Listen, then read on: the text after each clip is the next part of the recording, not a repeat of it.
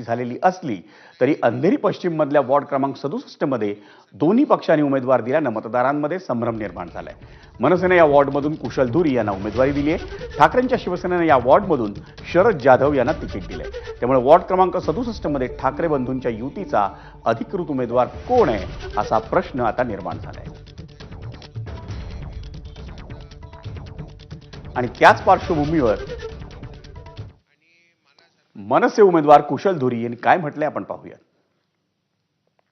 ती आम्हाला सुटली आहे 67 जी आहे ती महाराष्ट्र नवनिर्माण सेना अधिकृत उमेदवार मी आहे कुशल धुरी।